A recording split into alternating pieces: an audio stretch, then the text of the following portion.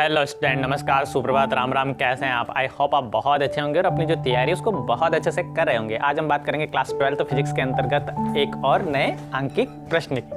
प्रश्न जो है हमारा वो इस प्रकार से है। चलिए आइए पढ़ लेते हैं, प्रश्न को समझ लेते हैं। प्रश्न किस प्रकार का है? प्रश्न हमारा, किसी भी विद्युत टोस्टर में निक्रोम के तापन अवयव से नगण्य विद्युत धारा प्रवाहित होती है। तो कक्ष ताप यानी कक्ष ताप हमें दिया है 27 डिग्री पर इसका प्रतिरोध ताप या प्रतिरोध 77 ओम पाया जाता है। जब इस टोस्टर को 220 वोल्ट आपूर्ति से संयोजित किया जाता है तो कुछ सेकंड में परिपथ में 2.5 एम्पीयर की स्थायी धारा प्रवाहित हो जाती है। निक्रोम अवयव का स्थायी ताप ज्ञात कीजिए। स्थायी ताप ज्ञात करना है, ये वाला ताप हमें दिया है कक्ष का, और स्थायी ताप हमें ज्ञात करना है। निक्रोम का प्रतिरोध ताप गुणांक हमें दिया है 1.70 गुणा 10⁻⁴ प्रति कूलम दिया है। तो ये सारी चीजें हमें क्वेश्चन में दी हैं। हमें क्या करना है, जब भी हम किसी भी क्वेश्चन को हल कर रहे हैं, है ना, वो किसी भी प्रकार का क्वेश्चन हो, उसको बहुत अच्छे से पढ़ना है, समझना है कि उसमें क्या क्या चीजें हमें दी हैं, क्या चीजें दी हैं और किस प्रकार से उसको अप्लाई कर फॉर्मूला हम हल कर सकते हैं। तो सबसे पहले जो हमें दिया है वही हम क्या कर लेंगे, यहाँ पे लिखेंगे। तो यहाँ पे लिख लेना हमें दिया है। तो देखिए, हम सबसे पहले क्वेश्चन को जब हम पढ़ रहे हैं तो हमें कमरे का ताप दिया है ना, और चूंकि हमें स्थायी ताप ज्ञात करना तो इसको हम T1 मान लेते हैं, और ये हमें दिया है 27 डिग्री। ठीक है, 27 डिग्री हमें दिया है। इसके बाद का बात करें तो प्रतिरोध दिया है किस ताप पर, 27 डिग्री ताप पर हमें प्रतिरोध दिया है जिसको हम R1 मान लेते हैं, और ये हमें दिया है 77 ओम। इसके बाद जब इस टोस्टर को 220 वोल्ट आपूर्ति से संयोजित किया जाता है तो उसमें धारा प्रवाहित होने लगती है ना। तो विभव का मान दिया है हमें यहाँ पे, विभव V बराबर 220 वोल्ट हमें दिया है। इसके अलावा विद्युत धारा का मान दिया है ना, या धारा जो उसमें बहने लगती है, धारा I बराबर वो कितनी दी है हमें, 2.5 एम्पियर, ये हमें दिया है। इसके अलावा और क्या चीज दी है हमें, तो आगे बढ़ेंगे तो यहाँ पे हम देखेंगे। देखिए, स्थायी ताप ज्ञात करना है, T2 हमें ज्ञात करना है, क्योंकि इसको हमने T1 माना है, इसको हमने T2 मान लिया, ये हमें ज्ञात करना है। साथ ही हमें क्या करना है, क्या दिया है, ताप गुणांक दिया है। ताप गुणांक हमें क्या दिया है, अल्फा बराबर 1.70 गुणा 10⁻⁴ कूलम इनवर्स दिया है, या प्रति कूलम भी लिख सकते हैं इसको। तो ये चीजें हमें दी हैं। अब ये सारी चीजें दी हैं, और यहाँ से ये जब आप किसी भी क्वेश्चन को करेंगे तो जो चीजें आपको दी उसी के आधार पे आपका फॉर्मूला बनता है, या उसी के आधार पे फॉर्मूला अप्लाई होता है। तो जब बार बार इस प्रकार के क्वेश्चन को हम हल करते हैं तो हमें ये समझ में आने लगता है कि किस प्रकार का क्वेश्चन इसमें फॉर्मूला जो इसमें अप्लाई होगा।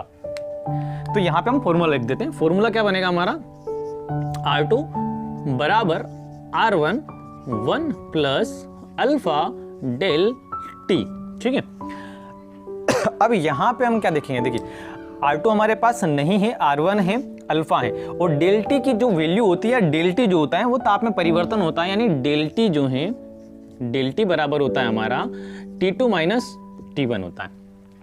यानी हमारे पास क्या क्या चाहिए, देखिए, यदि हम ये फॉर्मूला है हमारा, इसमें हमें T2 मान निकालना है, T2 की वैल्यू निकालनी है। तो देखिए, T1 हमारे पास है, अल्फा हमारे पास हो गया, R1 हमारे पास हो गया, क्या नहीं है, R2 नहीं है। तो R2 नहीं, तो R2 के लिए दूसरी कंडीशन में, है ना, देखिए यहाँ R1 है, T1 है, R2 नहीं है, तो उसके लिए उन्होंने दूसरी वाली जो कंडीशन जब बन रही है तो वहां पे विभव का मान दिया और धारा का मान दिया, और विभव के मान और धारा के मान से हम क्या निकाल सकते हैं, R2 के मान निकाल सकते हैं, क्योंकि हमने ओम्स लॉ पढ़ा है, ओम का नियम पढ़ा है। ओम का नियम क्या कहता है, V बराबर IR, ये कहता है ओम का नियम। तो यहाँ से R की वैल्यू निकाल सकते हैं, कब, जब विभव दिया और धारा दी हो। देखिए, विभव भी दिया है, धारा भी दिया है, तो हम क्या निकाल सकते हैं, R का मान निकाल सकते हैं। तो यहाँ पे मैं R2 भी निकाल लेता हूँ। ठीक है, फिर फॉर्मूले में हम क्या करेंगे, इसको अप्लाई करेंगे। ये आपका फॉर्मूला है।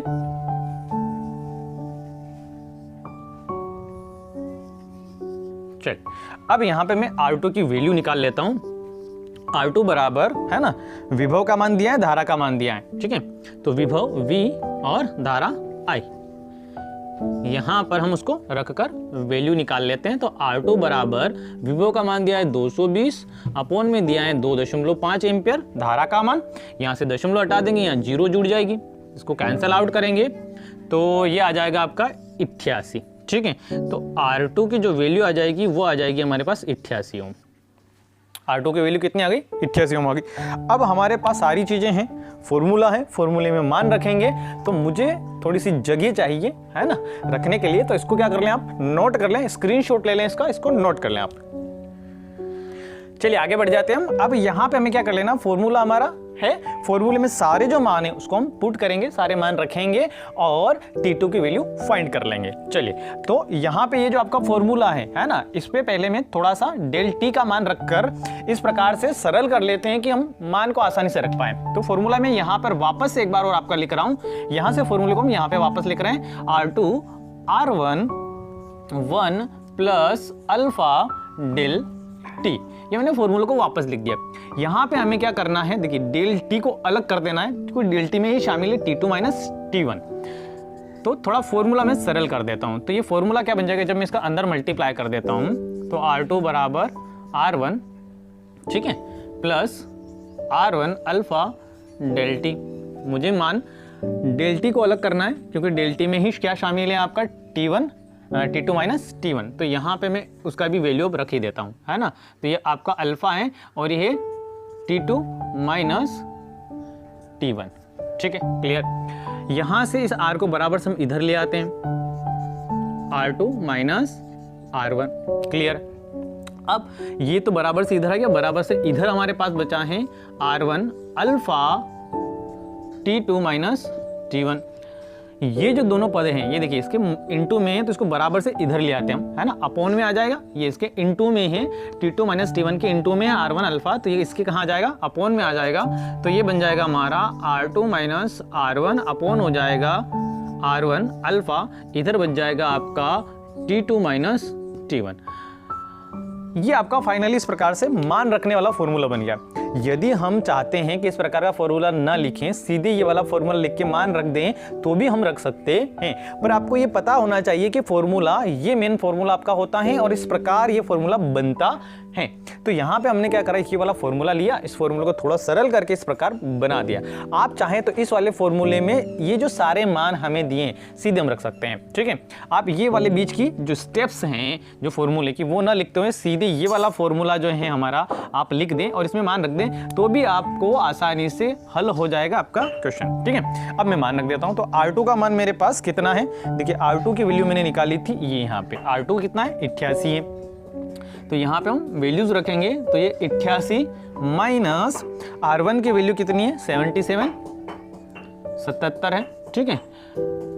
अपॉन बात करें तो R1 है, R1 77 इनटू में अल्फा है, और अल्फा की वैल्यूज हैं कितनी, 1.70 गुणा 10 की घात माइनस 4।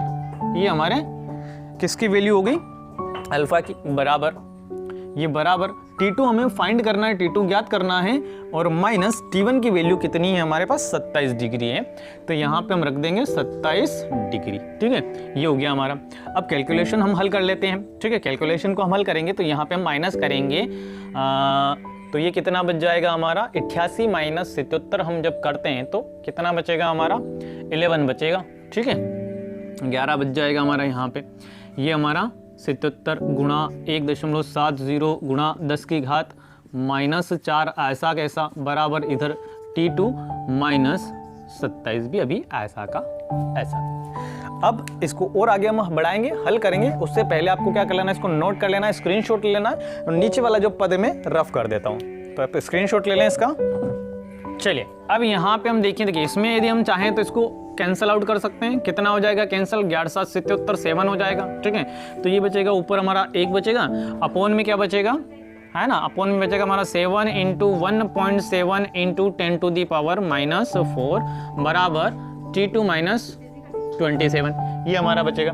अब यहाँ पे हम क्या कर लेते हैं, देखिए ये 10 की पावर -4 है, यदि इसको प्लस का बनाना हो तो 10 की पावर -4 को हम ऊपर ले जाएं तो इस प्रकार से बन सकता है आपका। तो 1 इंटू 10 टू दी पावर 4 हो जाएगा, जब इसको हम कहाँ ले जाएं, ऊपर की तरफ ले जाएं। अपॉन में क्या बच रहा है हमारे पास, 7 गुणा 1.7, ये हमारे पास बच रहा है, ठीक है। आगे बढ़ जाते हैं। तो यहाँ से हम जब आगे बढ़ेंगे तो ये हो जाएगा आपका T2 माइनस 27। चलिए हम अब जो है हम 10 को इस प्रकार से लिख सकते हैं 1 0 0 0, है ना, 4 टाइम्स 0 लिख सकते हैं, ठीक है। पावर 4 है और यहाँ पे इसका मल्टीप्लाई कर लेते हैं तो ये हो जाएगा 0 7 7 49 9 4 और 7 और 7 4 11, तो ये हो जाएगा 2 अंक छोटे दशमलव 11.90, ठीक है। ये हो गया हमारा। यहाँ से आगे बढ़ जाते हैं, इधर वाला हिस्सा भी मैं रफ कर देता हूँ, ये वाला हिस्सा मैं रफ कर रहा हूँ। चलिए अब हम आगे बढ़ेंगे तो यहाँ पे हमारा क्या हो जाएगा, ये 10,000 डिवाइड कितना हो जाएगा 11.90 और इधर हमारा क्या चल रहा है T2 माइनस 27। अब हम यहाँ पर क्या करेंगे, इस 11.90 से 10,000 को हमारा इकाई दाई सैकड़ा हज़ार 10,000 को हम डिवाइड कर लेंगे, ठीक है। तो 10,000 को हम जब डिवाइड करते हैं तो ये कितना बन जाएगा हमारा, ये बन जाएगा हमारा 840.33, ठीक है। इधर क्या बच रहा है हमारा T2 माइनस 27 बच रहा है। अब यहाँ पे हम थोड़ा और आगे बढ़ें, इसको आगे बढ़ाएंगे है ना, और T2 की वैल्यू हमें फाइंड करनी है। तो 27 जो माइनस का है बराबर से हम इधर ले आते हैं, तो जगह 840.33 प्लस 27 बराबर T2। अब यहाँ से आगे बढ़ेंगे, तो यहाँ से आगे बढ़े तो इसमें ऐड कर दें, है ना। तो जब इसमें ऐड करेंगे तो ये हो जाएगा हमारा 0.33 हमारा ऐसा कैसा, ये मूल अंक से मूल अंक जुड़ जाएगा, तो ये हो जाएगा 768 867.33, है ना। ये हमारी T2 की वैल्यू फाइंड हो जाएगी। इस प्रकार से हमारा T2 की वैल्यू जो है वो कंप्लीट हो जाती है। आई होप आपको क्वेश्चन बहुत अच्छे से समझ में आएगा। यदि क्वेश्चन आपको अच्छा लगा, वीडियो आपको अच्छा लगा है तो वीडियो को आप लाइक करें, शेयर करें अपने दोस्तों में, और यदि आप मेरे यूट्यूब चैनल पर पहली बार आए, चैनल को सब्सक्राइब कर ले, बेल आइकन प्रेस कर ले, ऑल नोटिफिकेशन चालू कर ले, ताकि इस प्रकार के हेल्दी खूबसूरत फिजिक्स के वीडियो आपको मिलते रहे। धन्यवाद, मिलते हैं अगले वीडियो में।